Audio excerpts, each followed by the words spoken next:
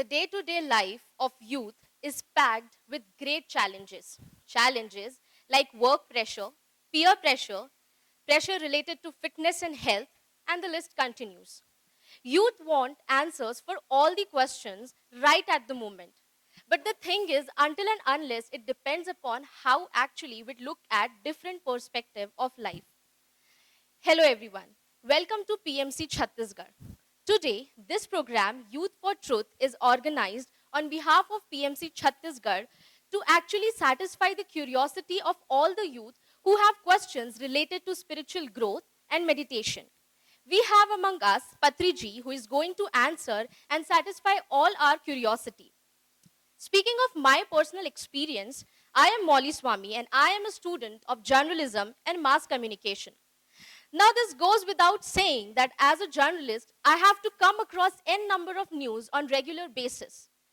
With that keeping in mind, I have to balance getting informed and getting educated on the situation at hand while keeping yourself in a balanced position so that you don't get overwhelmed by it. We have been taught spiritual science education from class 6, but the implementation angle was zero.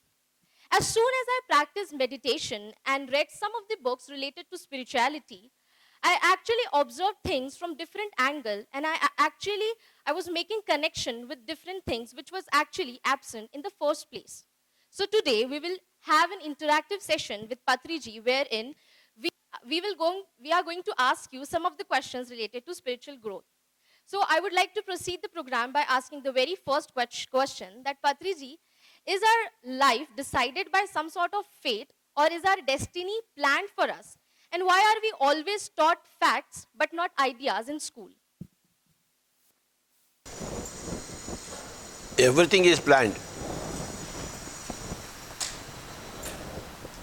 And your plan becomes your destiny. And during the course of your destiny, there are changes made by you all the time.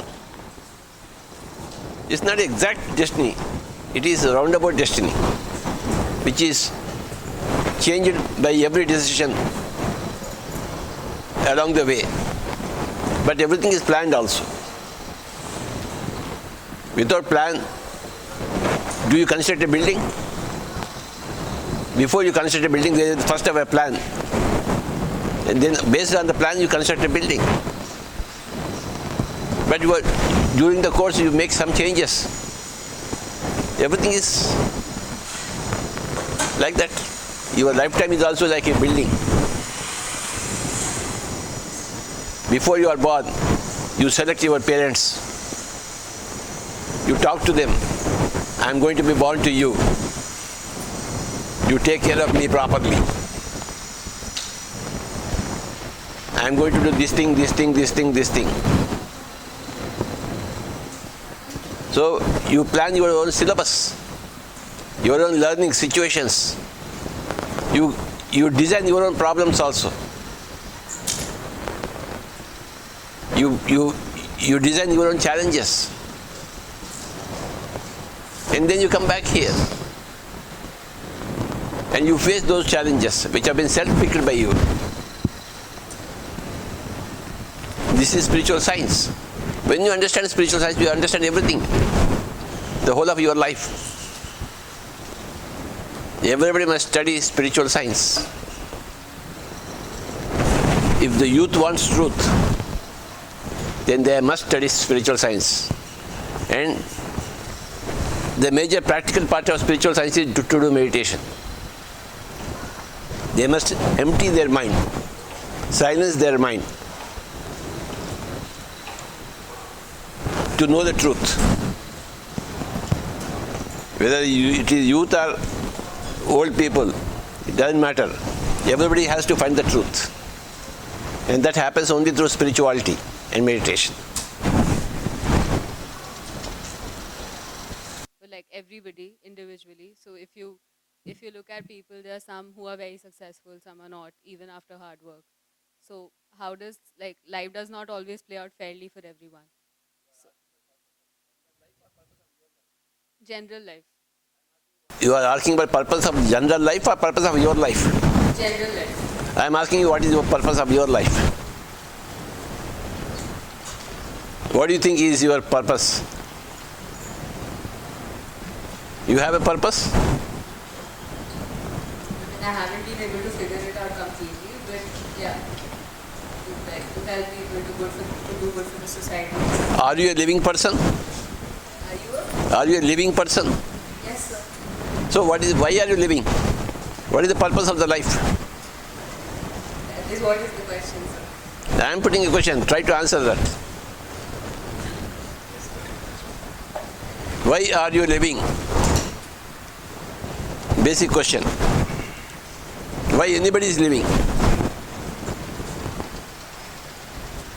I will tell you afterwards why I am living. But I want to know why you are living. What do you want to achieve through your living? You must have some idea. When you are doing something, you are living. So what is your idea about your living?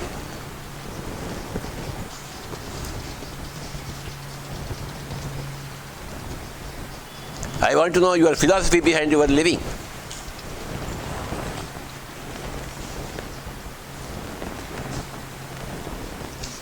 You are just living like that, without knowing, without thinking. I want to know your state of mind, your own analysis about yourself.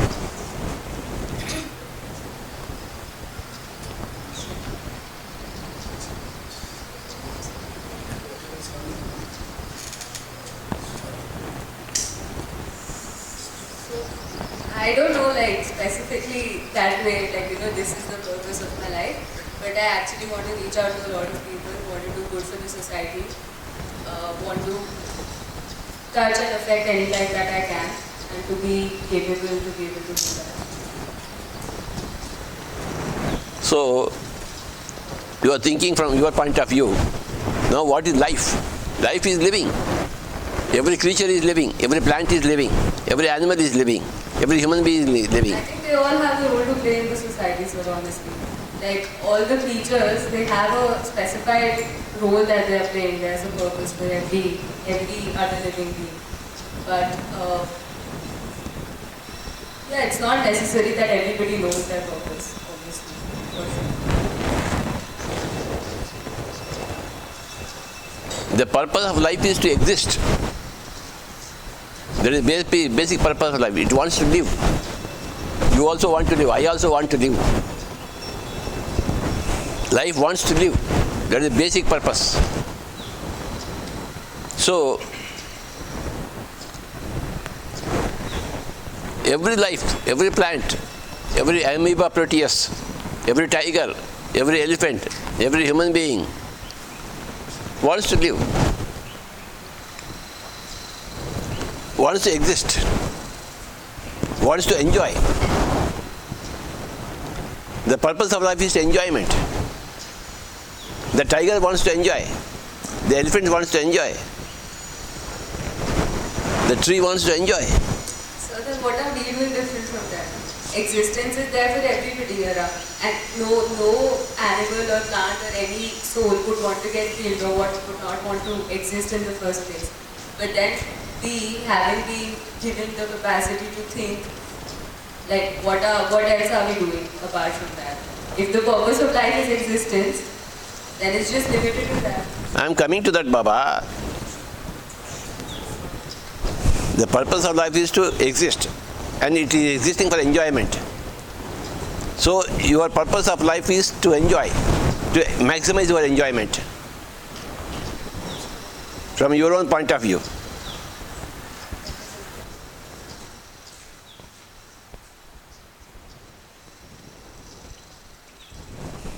You have to increase the joy in your life,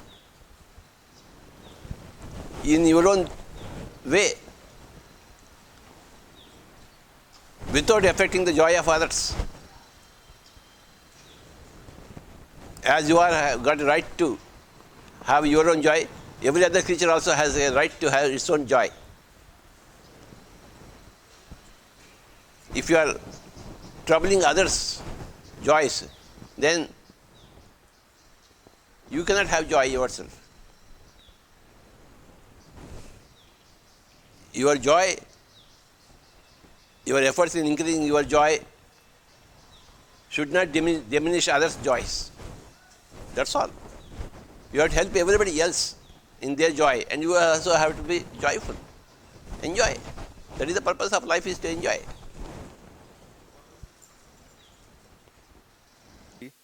Are not the creation of our own mind, and they're real, because mind is a very powerful thing. It can imagine, it can think whatever it wants, and like if we want something, then we create it, even if it's our own mind, in our own mind.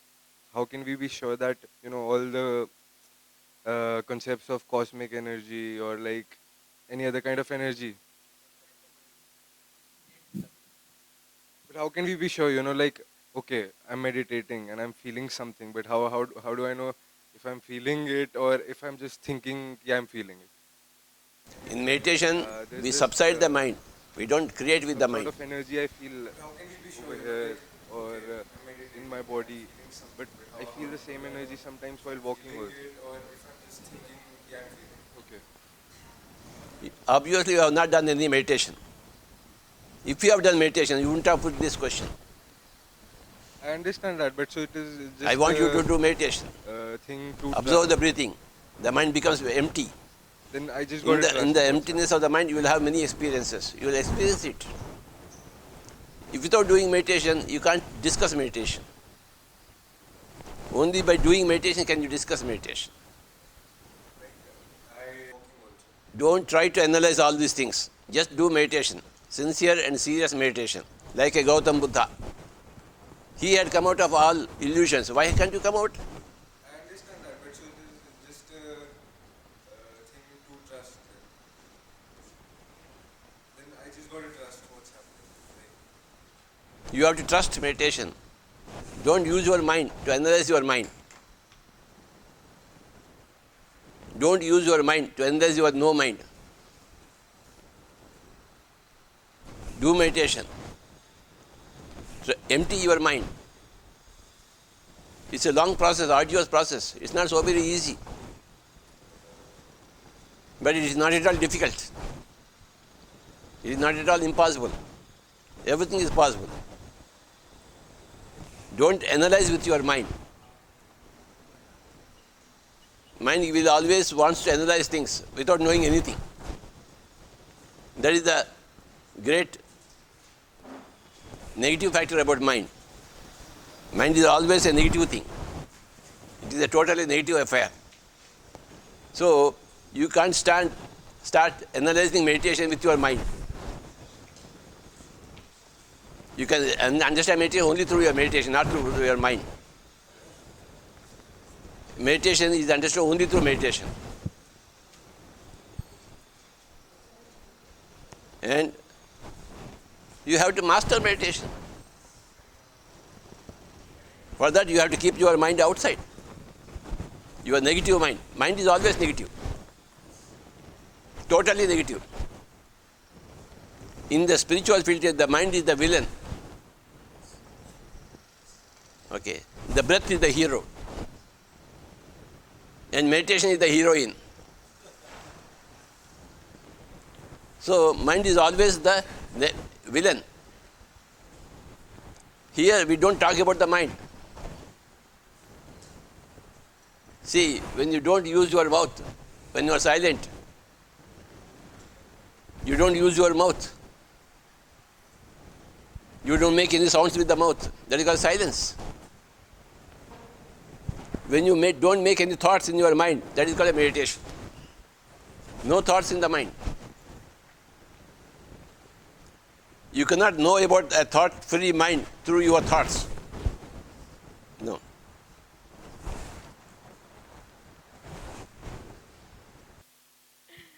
Hello, good morning, Patriji. How are you? I'm Shubhika Jain from Raipur, and I have a few questions for you. I have a lot of questions, but I'll limit them to maybe 2 or 3. So, one of it was in continuation with what Samyak asked, that about the mind and the answer that you were giving, and I was thinking that what are the steps to actually empty your mind? It's very easy that okay, have a thoughtless mind, but of course it comes with practice, like anything else. But could you like please enlighten us with the steps to empty your mind? There is only one step, or rather two steps. The first step is you must close your eyes, because when you are seeing something with your eyes, you can't make your mind empty. So much information is coming from the outside world into yourself, because you have opened your eyes. You see everything. So the first point in emptying the mind is to close the eyes. You must not see the outside world. This is the first point. The second point is observe the breathing. And close your mouth. Third step. Close your eyes. Close your mouth. Don't chant any mantras. No Rama and Krishna singing bhajans. And observe the breathing. 3 steps. Sit comfortably, happily. Close your eyes. Close your mouth. And observe your breathing. Then meditation happens. But isn't it that, what about us becoming a walking Buddha, so that each second, each moment of our life is a meditation, and we don't have to sit for meditation separately then? You have to sit for meditation, Baba. Even you have to sit for meditation. Like if your whole life is a meditation, then why would you need to sit separately for a meditation if each moment you're so aware of that situation, of that moment? So That whole life becomes meditation only after when you're sitting meditation. When you become perfect in sitting meditation, then only your whole life becomes perfect meditation. Not before that. Sitting meditation is perfect, is must. This is called zazen. Zazen means you must sit. You must sit for meditation. When you understand meditation through your sitting meditation, then your walking meditation will be perfect. Then your life will be perfect. Not before that. okay. Yeah, I agree. And also, what Sarah asked and what you answered, like joy, the joy that you get should not affect the joy of others. But sometimes others attach their joy to things that you are doing. And then if you want to do something which they might not like, then how do you choose?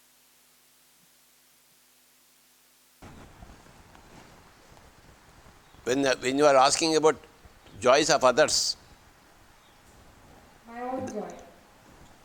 joys of others should not be the reason for your joy. You must not upset others' joy, but you should not do anything for others' joy.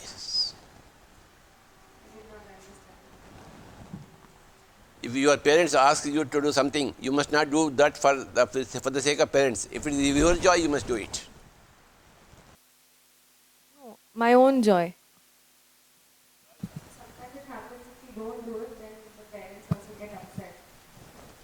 Let them get upset. My father is just here. I did not understand. Someday you have to leave your parent here. Better leave now. But sometimes it happens if we don't do it, then the parents also get upset. If you don't like your My parents, you must father leave is your just here. parents. Thank you. If you love your parents, you must stay with your parents. Hi, good morning, Patriji. I'm Saramya, and my question is, why is there so much stress? Why is everyone like so stressed all the time? Like even school, work, at home also people are so stressed generally. And how can meditation help us deal with this? Or what are your tips to, actually manage and balance stress? All stress exists because they don't know about themselves. They don't know about why they are born, why they are living, why they should live. So all these fundamental questions are lacking. That's why there is stress. If there are fundamental questions are answered, there will be no stress at all.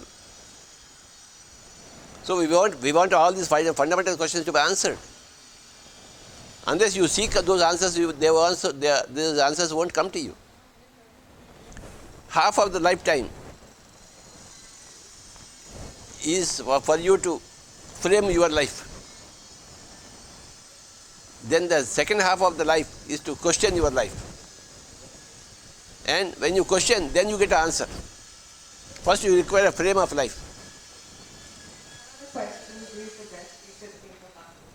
Yes. Like, see, Buddha's life is a very classic life. He was a big king. He was having everything in his life.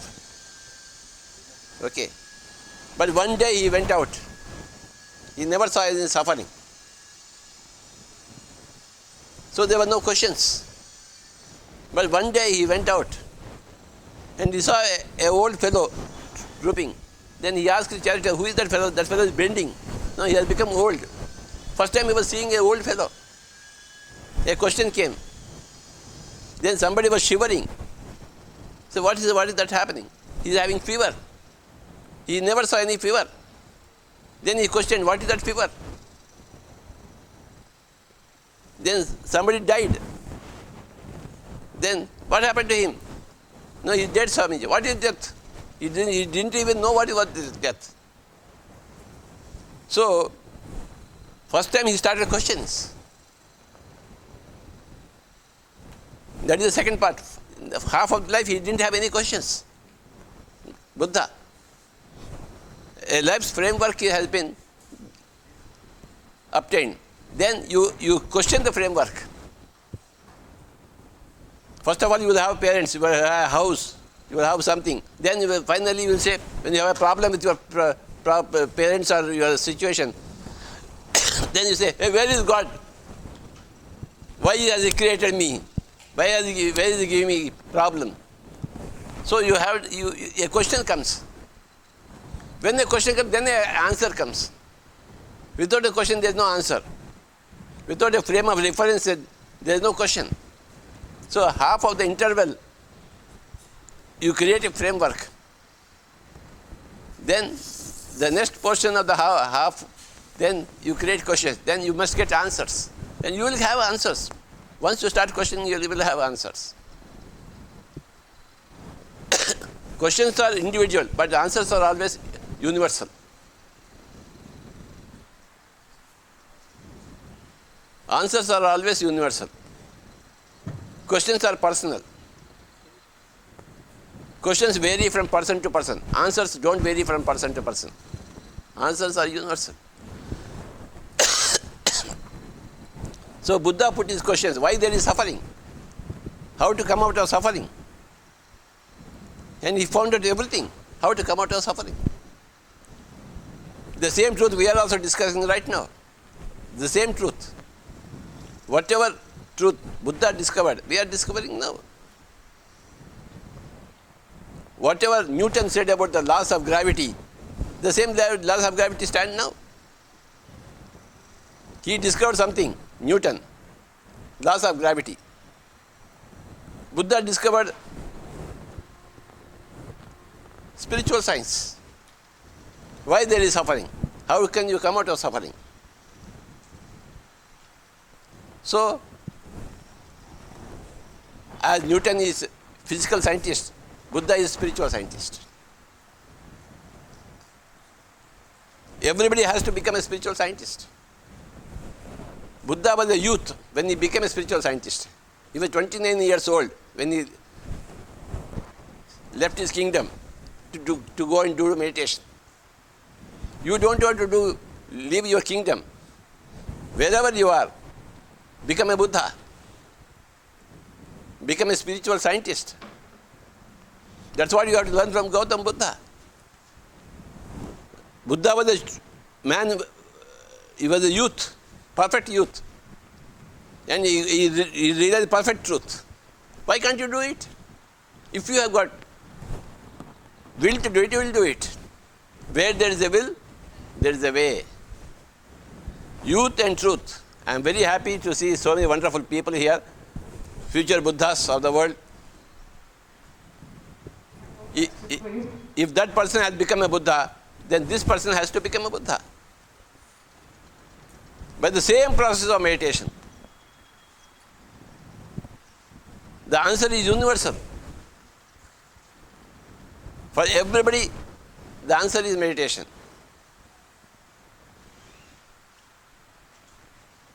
Yes, again. So how can we not judge people, and how can we forgive everyone? If someone has hurt me, how can we forgive them?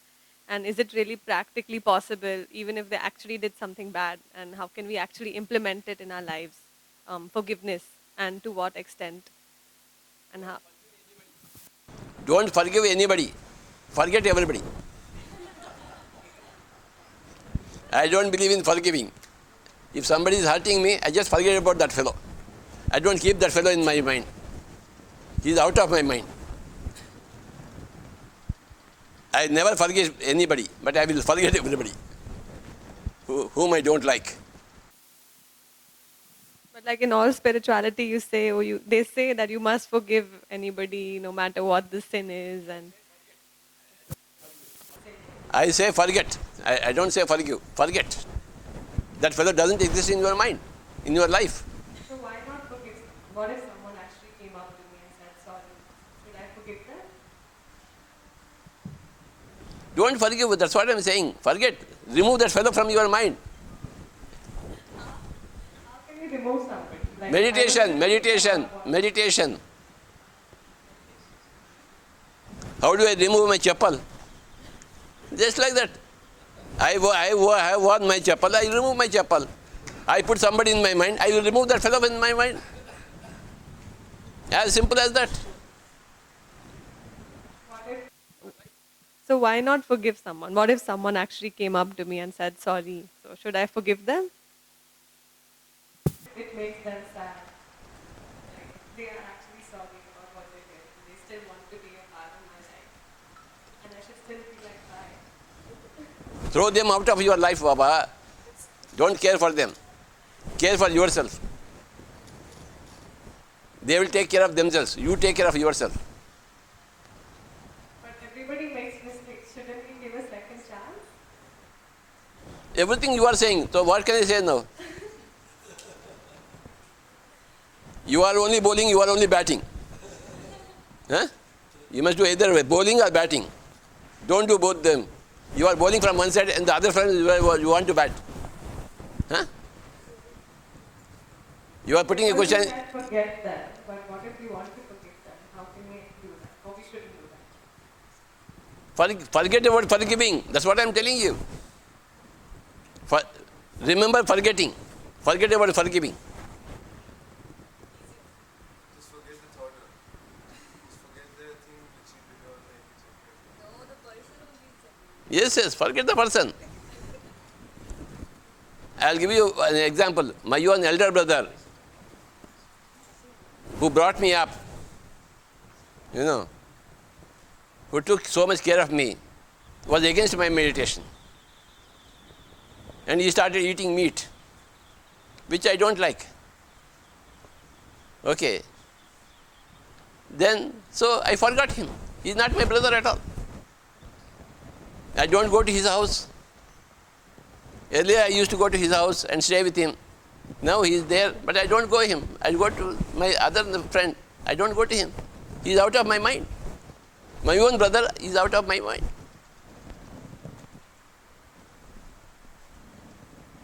Had he been a vegetarian and a promoter of meditation, I would have loved to be with him, like Lakshman to Rama. But then I forgot. He is not my brother. I can't forgive him for his eating meat. I can't forgive him. I can't forgive anybody who is eating meat, who is killing animals and eating them. I can't forgive. But I forget about them. That fellow is not bothering me again. That my brother of myself is not bothering me at all. He is out of my mind. I put him in my mind, so I will put him out of my mind. I have worn this chappal. I remove the chappal. As simple as that. Every person is in your mind because of yourself. You put them in your mind. And if you don't like them, remove them from your mind. You don't have to hate them. You don't have to punish them. You don't have to forgive them. Just remove them from your mind. That's all. See, when I don't like this chappal, do I hit those chappal? I just say, I change my chappal, that's all.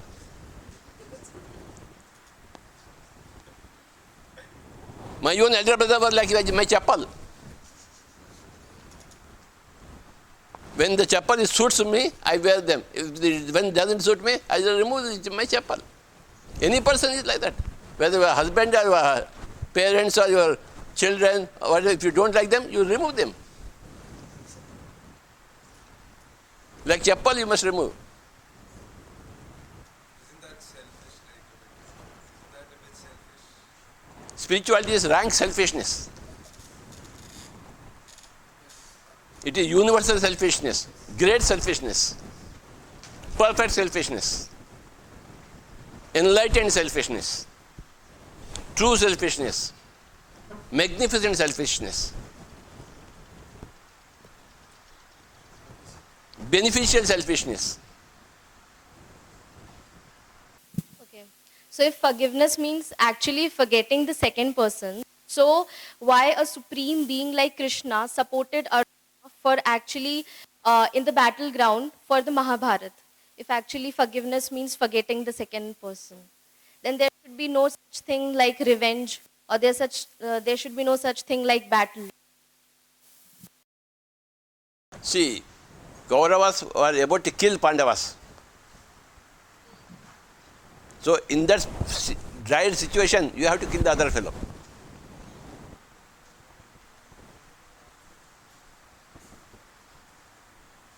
Short of that fellow, if he is not killing you, you are not going to kill them. But that fellow was bent on killing you. Then you have to protect yourself.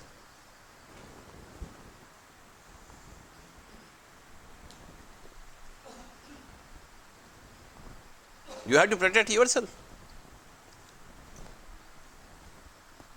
Who is going to protect you?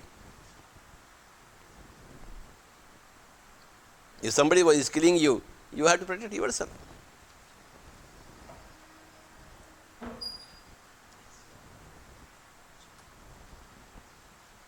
So following up on my first question, you said that you will tell your purpose of life. What is that?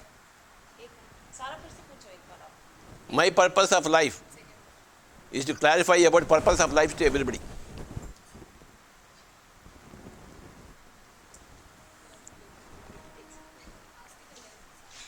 My purpose of life is to help everybody with their own purpose, specific purpose of life. There is a general purpose of life, there is a specific purpose of life. And so when you say that answers for everybody is the same, I don't think the purpose of life for everybody can be same. Like if you ask a terrorist their purpose of life. That's why I told you, just now I told you, you have not heard me. There is a general purpose of life, there is a specific purpose of life. General purpose of life is to enjoy. Specific purpose of life is specific, personal, depending upon the soul's growth. But the general purpose of life is same for everybody. Specific purpose is different for. You have to understand both of them. Your general life also is a specific life. As general life, you must understand the purpose of general life. As specific life, you must understand the purpose of your own specific life. Both these things are there. How can we control and create everything around us? Like if our mind is so strong. You have to control your mind, you have to mend your mind, you have to dissolve your mind through meditation. Then only you can create something through your mind. Meditation is the basic thing. To control your mind, to tame your mind, to mend your mind, to discipline your mind. Only with a disciplined mind can you create something, not with an indisciplined mind. Meditation is fundamental, to discipline your mind. Then you can create anything you want. You can become a Bismillah Khan. You can become a Pandit Ravi Shankar. You can become a Leonardo da Vinci. Leonardo da Vinci created beautiful paintings because he was a great master of meditation. Every great artist is a great master of meditation. Every great scientist is a great master of meditation. Meditation is fundamental. Without meditation, nobody can become an artist and nobody can become a scientist.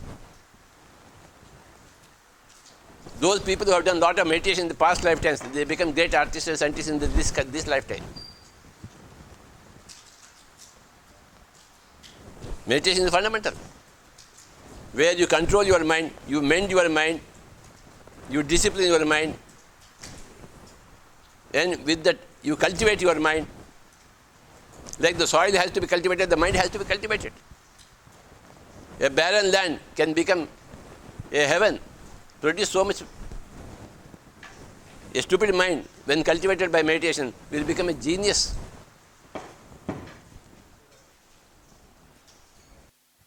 Hi, my name is Samyak, and my next question to you is, how can I be happy before I am? How can I be successful before I actually am? And I don't understand, like, how can I be talented and self-confident or any of those things if I'm not? If I'm not self-confident, how can I become self-confident? Like, will it be through meditation or like, what kind of ways? What is your idea of success?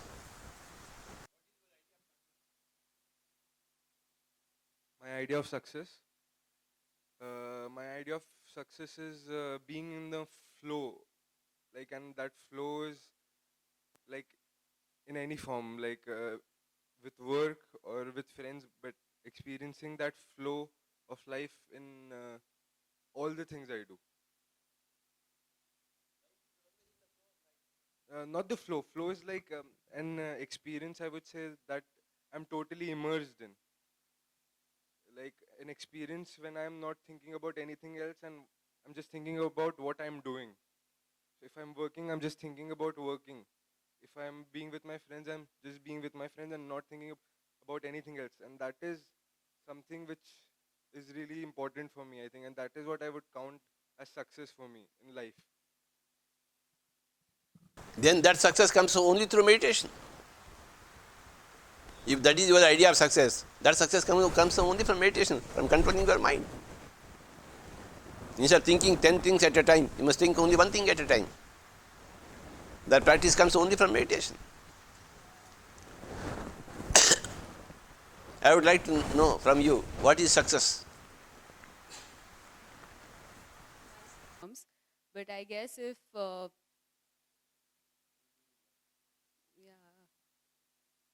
I think spiritual growth in a way, like where it is able to conquer other aspects of your life and come into that also. So for example, if I'm working and I'm really enjoying it and I'm able to stay concentrated on it, so through the spiritual angle, then I guess I would count that as success. First of all, the idea of success itself is wrong. We are not here for any success. We are here to experience something. That experience is important. See, when it is said, failure is a stepping stone for success, what do you mean by failure and what do you mean by success? Failure is a stepping stone for success. I think failure is something that you are disappointed by or that motivates you or... Then how can it be a stepping stone for success? because it motivates you or it perseveres you to... Then you should want so many failures also in your life. Yeah, definitely. When you want a failure in your life, when you get a failure, is it a failure or success? It's an experience. Everything is... It's a success. See, when you know that failure is a stepping stone for success, which is success, which is failure? I don't think it's necessary to label it as such, sir. That, this experience of mine is a failure or this is a success. But That's why I'm telling there is no success, there is no failure. That's why I'm telling you. There is only experience. The purpose, joy, if you're getting joy, then that is success. But you're just naming a word. Every experience is always fulfilling. Every experience is a stepping stone for some other experience.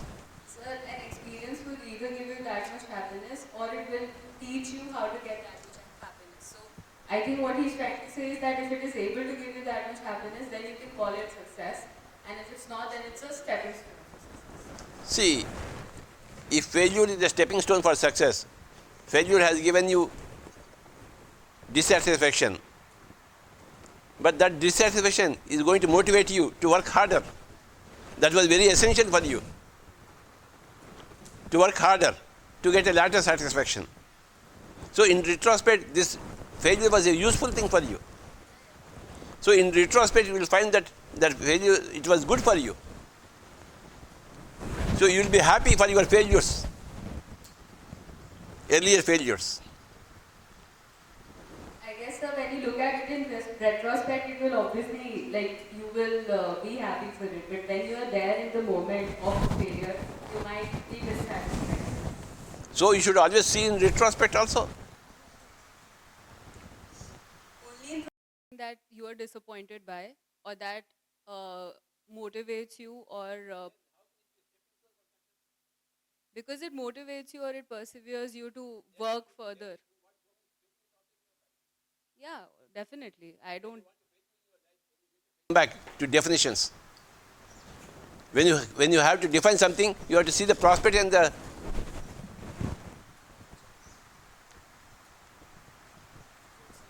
all points of view must see to define a thing. Where failure is a stepping stone for success, there is no failure, there is no success. That's what I mean to say. Every experience enhances you. Whether you are happy about it at that particular moment or not, it enhances you. Every experience enhances everybody, all the time.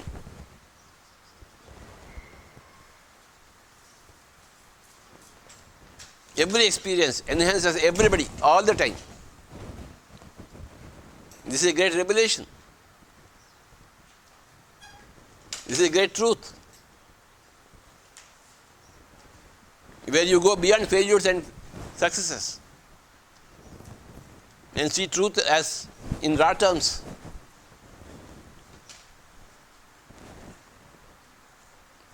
See,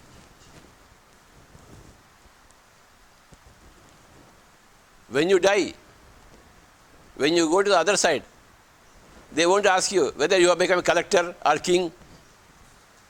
No. That is not their idea of success. When you go to the other side, they'll ask you, have you lived a full life, full of experiences? They won't judge you. Here you always judge yourself and others. There is no judgment there. There is no success. They are happy to receive you there, that's all. They are always happy to see you. Whatever you are, they are happy to see you. Whether you are a poor person, they are happy to see you.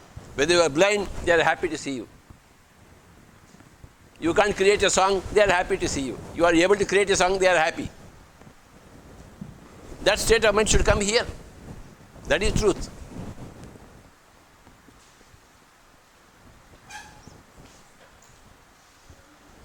Whatever may be your situation, you must be happy.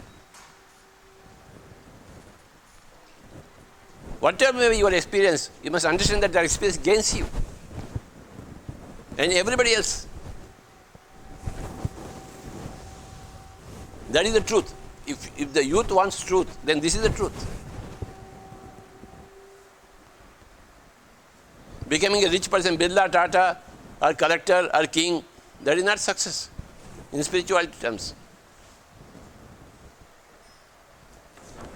Truth is, realization of truth is success. You must be able to see the truth, then you are successful. As long as you are not able to see the truth of things, then you are not successful.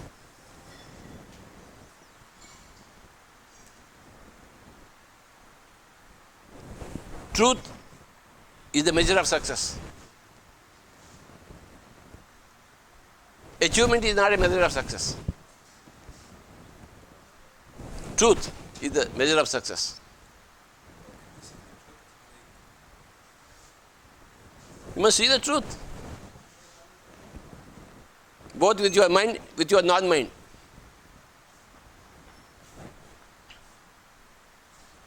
with your mind and with your non-mind. With your mind like a Newton, Sir Isaac Newton, with your non-mind like a Buddha. Both saw the truth. Every youth should become like Sir Isaac Newton, with open-mindedness, with open-eyedness, and see the truth, perfect truth. And they should become like Buddha, with closed-mindedness, empty-mindedness, to see other side of the truth. Truth is success. I am a successful man because I have seen truth. I don't have money in my pocket. I am not a king of any kingdom.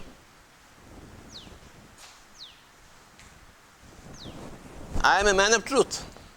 I realized truth 40 years back. So my life is successful. Before discovering truth, I was in search for truth. Because I was searching for it, I got my truth. Not searching for truth is failure. Searching for truth and discovering such truth is success. Becoming a Birla Tata is not success. It is a success in worldly wise, but not a success in spiritual wise. Buddhas and Tatas don't have any place, high place in the heavens. Jesus and Buddhas have high places in heavens.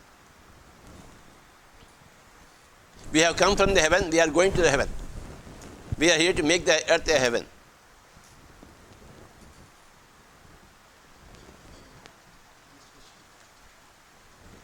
We are not offspring of earth, we are offspring of the heavens. That is what is the truth. If you want to know the truth, that is the truth. We have come from the heavens, we are going to the heavens, we have become heavens. Lots of questions going on in the mind. So I'm Shubhika Jain. I have few questions from you for you as a follow-up, and also one or two questions of my own. So many people confuse that if somebody is rich, that person cannot be spiritual. I want to be both rich and spiritual. So my purpose of life is to be an enlightened billionaire. So what do you think of that? That is what is the Zorba of the Buddha. Your idea is correct. Both can exist together. Everything can exist together if you have got a mind for it, if you have got a science for it, if you have got an art for it. Everything can coexist. You mentioned that Tatas and Birlas, they don't have a space in heaven. But who are we to judge? We don't know how spiritual they might be. We just know their balance sheet. In fact, they are very, very spiritual. I know Tatas and Birlas, they are very, very spiritual persons. Only they could achieve such greatness and have touched the life of so many people. They are very, very spiritual persons. So is the purpose of life then to be, like you mentioned that the purpose of life is happiness, joy, and enjoyment, which is of course true. But what about enlightenment? Isn't that the ultimate purpose for every living being? I just now told you truth. Truth is enlightenment. True. Okay. And one last question is that our minds, it's already like veiled with so many beliefs that we carry from this life or previous lifetimes. So how do we change belief? And what are the beliefs that we need to change? I know that your answer might be meditation. So anything apart from that, if you can tell us, how can we actually change that, a little more in detail? People are two types, with belief systems, with no belief systems. With no belief systems, you are ready to experiment. With belief systems, you are not even ready to experiment. And without experiment, nothing is going to come. People have got preconceived beliefs. They don't experiment. They are not open-minded. And we can't do anything for them. But wait for next lifetime when they become open-minded. But when you are not bound by your own belief systems, you are open-minded, you are ready to experiment, then only you can help them. Not otherwise. If somebody is close-minded, you cannot help them. So there are two types of people, whom you can help, whom you cannot help. When you meet those people whom you cannot help, you can only wait for some more time, when they become open-minded. What are some beliefs that we must change? Like in general, the beliefs that people have, can you tell some beliefs which people should change so that when they see this video, they might also get something out of it? Some communists have got a belief that there is no life after death. It's a wrong belief. Okay. And some people have got Lord Shiva is the only God. There is no other God. It's a wrong belief system. There are so many wrong belief systems, yaar. Too many. Yeah, that's true. Too many wrong beliefs. Because the right belief is only one, so everything else must be wrong. Okay. So And one more wrong belief is you cannot become a Buddha by becoming a Tata or Birla. So just now as you said. yeah. It's a wrong belief system. When I mentioned Tata Birla, only in terms of money I have mentioned. I have nothing against them. Yeah, of course. Yeah.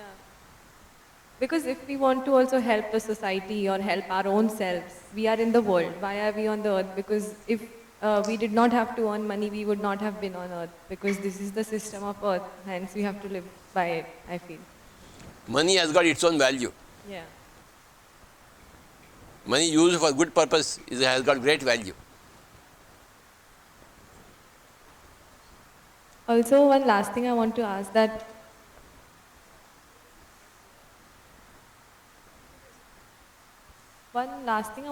is that at whatever stage anybody might be at, any human being I'm talking about, then can that person achieve enlightenment in that life? Or, I mean, do they have tools? Or, like, you know how there are baby souls and there are more evolved souls. So does everybody have equal opportunity to get enlightenment in this life? Or it's not possible for everyone? I'll give you an example of Milarepa, who became highly enlightened in one lifetime. Milarepa.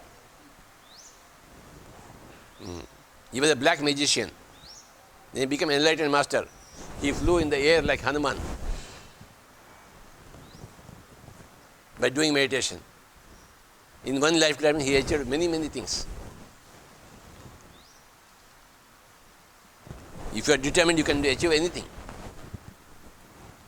I am determined to achieve, to give, to teach meditation to the whole of the world. I have determined. True, sir. And I will do my work. Thank you so much. Whatever we want to do, we can do it. Yes, Just yes, that the want yes. has to come, we'll Yes. find a way, basically. Thank you so much. So we have learned that Swadhyay actually plays a very important role Yes. in one's spiritual growth. So can you please suggest us some of the books that we must read? So can you please suggest us some of the books that we must read? So some of I the can books like read out that- 1,000 books. yeah, for the youths especially. Some of the books like that. Yeah, for the youths especially. Read Jane Roberts. Read Shirley MacLaine. Read Bishop Leadbeater. Read Annie Besant. Read Blavatsky. Read Richard Bach. Read Carlos Castaneda. Read Deepak Chopra. All these masters are read Osho.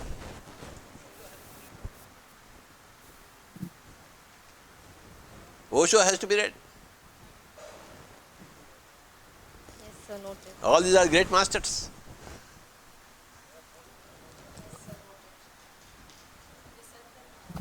There are thousands and thousands and thousands and thousands of masters. And all questions have been answered by all these masters.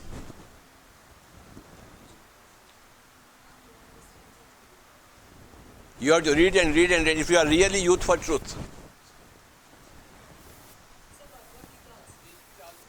Also Bhagavad Gita. But basically all these masters. If youth is for truth, then they have to read a lot. There are so many books available. Thank you so much, sir, for this wonderful session. I am very, very thankful to each and every masters who have come here, sitting in front of me. And I am very much thankful to Pratiti, Shilpi, and other team members, Mukesh, who have been very instrumental in framing this total event. I hope we will have further such events coming up which will be of a great help to understand as it has been today for the masses.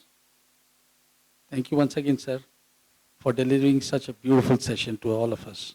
Thank you, sir. Thank you so much.